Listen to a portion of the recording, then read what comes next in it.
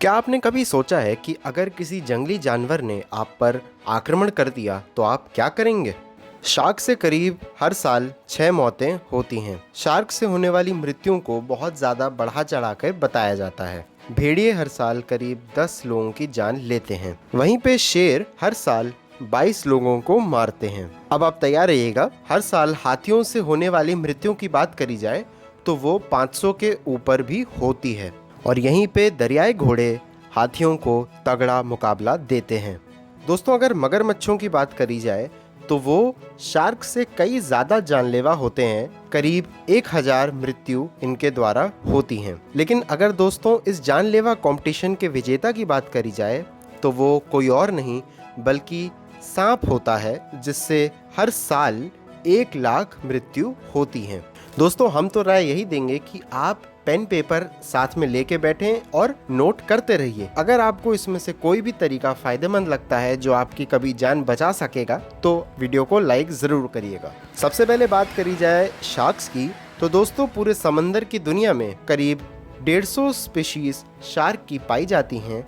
लेकिन इनमें से मात्र 20 ऐसी स्पीशीज हैं जो इंसानों पर हमला करती हैं। और दोस्तों इनमें से भी कई ऐसी प्रजाति होती हैं जो आपको खाने के स्वरूप में नहीं देखती। लेकिन अगर किसी शार्क ने ये ठान लिया है कि वो आप पे हमला करेगी तो काफ़ी मुश्किल रहेगा उससे पीछा छुड़ाना।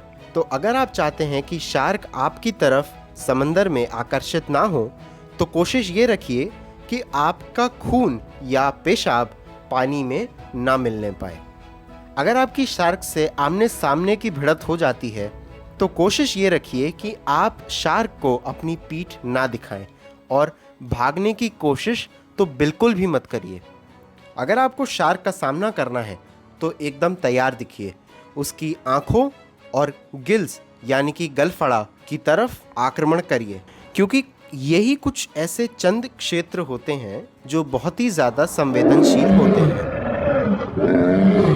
अब बात करेंगे दोस्तों शेर से भिड़ंत की। अगर आप किसी दिन शेर के आमने सामने आ जाते हैं, कोशिश ये रखिए कि आप अपनी पीठ शेर की तरफ ना करें और बिल्कुल भी आंखों को शेर से ना हटाएं। अपने आप को विशाल दिखाने की कोशिश करिए। इस काम के लिए आप चाहें तो अपने हाथों और अपनी जैकेट को फैला लें। इससे ये होगा कि शेर को यह आभास होगा कि मुझसे भी ज़्यादा बड़ा जीव मेरे सामने खड़ा है, और इससे हो सकता है कि शेर आप पे आक्रमण ना करे। शेर से ऊंची और तेज आवाज़ में बात करिए।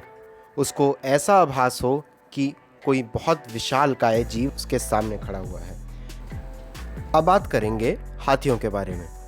दोस्तों हाथियों को काफ़ी चालाक और शांत जीवों में से गिना जाता है। लेकिन दोस्तों ये भी देखा गया है कि ये इंसानों पे आक्रमण करते रहते हैं, और ये मादा हाथी के लिए तो बहुत ही ज़्यादा सच की बात है। अगर मादा हाथी को ये लगता है कि आप उसके शिशु को किसी भी प्रकार की हानि पहुंचाना चाहते हैं तो वो तुरंत ही लड़ाई के मैदान में उतर आती है। तो अगर दोस्तों आपका कभी भी इस तरीके का सामना होता है तो आप सबसे पहले हाथी की बॉडी लैंग्वेज पे ध्यान दें। अगर हाथी की सूंड मुड़ी हुई है और उसके कान पीछे की तरफ हैं तो इसका मतलब है वो आपको कुचलना चाहता है। अगर हाथी आपकी तरफ बढ़ता है तो भागिएगा नहीं, बल्कि किसी ऐसे पेड़ या पत्थर को ढूंढिए जिसके पीछे आप छुप सकें। अब बात करेंगे गैंडे के बारे में। दोस्तों गैंडे की आंखें बहुत ही कमज़ोर होती हैं, इसी वजह से उनको लड़ाई के लिए उकसाना बहुत ही आसान हो जाता है। आपकी कोई भी हरकत एक गैंडे को लड़ाई के मैदान में खदेड़ सकती है। अगर आप सोचते हैं कि आप गैंडे से भाग के कहीं दूर चले जाएंगे तो हम आपको यह बता दें कि गैंडे की रफ्तार करीब करीब 60 किलोमीटर पर आवर की रफ्तार तक भी पहुंच जाती है। तो उससे भाग के पीछा छुड़ाना तो बहुत ही मुश्किल बात रहेगी। अगर आप किसी गैंडे से पीछा छुड़ाना चाहते हैं तो किसी बड़े विशाल पेड़ या किसी इसी तरीके का ऑब्स्टिकल जैसे कि पत्थर के पीछे आप उसको चकमा देने की कोशिश करिए। अब बात करते हैं दरियाई घोड़े के बारे में। तो दोस्तों हो सकता है आपको दरियाई घोड़े बड़े प्यारे और बड़े लुभावने लगते हों, लेकिन ये उतने ही ज़्यादा खतरनाक भी साबित हो सकते हैं। इतने ज़्यादा भारी होने के बावजूद भी ये 30 किलोमीटर पर आवर की रफ्तार से भाग सकते हैं। इसके अलावा दोस्तों एक बात का ध्यान आपको और रखना है कि अगर तापमान ज़्यादा है और जो तालाब है वो सूख चुका है, तो जाहिर सी बात है जो दरियाई घोड़ा है वो पास की बुशेस में जाके आराम करते हैं। तो अगर आप उन बुशेस में एंटर करेंगे तो आपको बहुत जान का खतरा हो सकता है।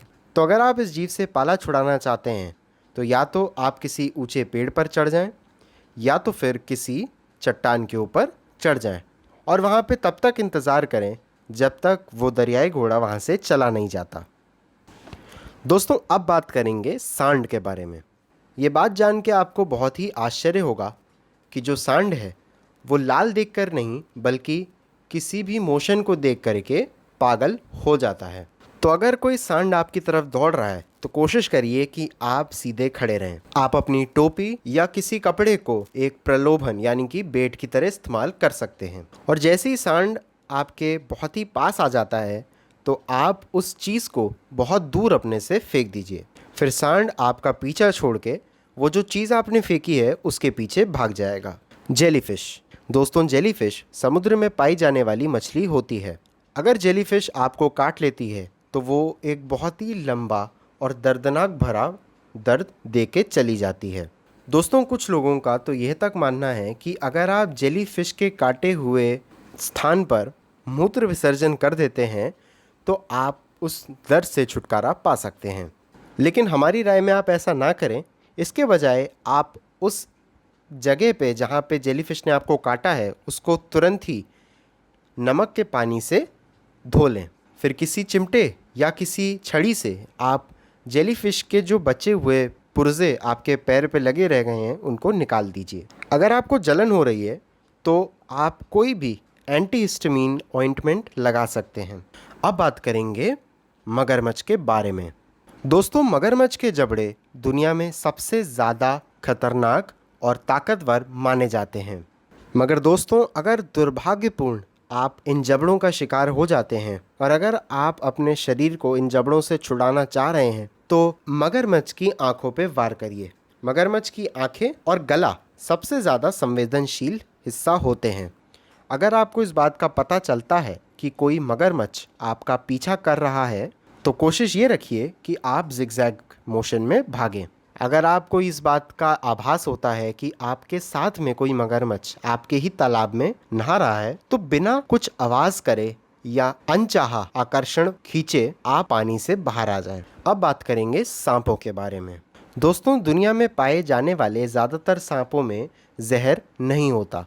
अगर आपको इस बात का आभास होता है कि कोई सांप आपका पीछा कर रहा है तो अपने पाँव को ज़मीन पे ज़ोर ज़ोर से पटकिए। वो वाइब्रेशंस सांप को कंफ्यूज कर देंगे और सांप उस रास्ते से चला जाएगा। और दोस्तों, अगर आपके दोस्त को सांप काट ले तो ऐसा तो बिल्कुल मत करिए कि आप उसको मुंह से चूसिए, जैसा कि फिल्मों में दर्शाया जाता है। दोस्तों, अब बात करते हैं भालुओं के बारे में। दोस्तों, भालू ज़्यादातर इंसानों पर आक्रमण नहीं करते हैं, लेकिन अगर आप कभी गलती से उसके इलाके में पहुंच जाते हैं तो वो आप पे हमला ज़रूर कर सकते हैं। कुछ बिहेवियरल रूल्स हैं जिनके बारे में आपको पता होना चाहिए। सबसे पहली बात तो कभी भी भागिए नहीं। अगर आप भागते हैं तो भालू को ऐसा आभास होता है कि आप उसका शिकार हैं और अगर दोस्तों आप भागने लगते हैं तो भालू भी आपका पीछा करने लगेगा। और अगर आपको लगता है कि आप भालू को गति में चकमा दे सकते हैं तो भूल जाइए, क्योंकि भालू 60 किलोमीटर पर आवर की रफ्तार तक भी पहुंच जाता है।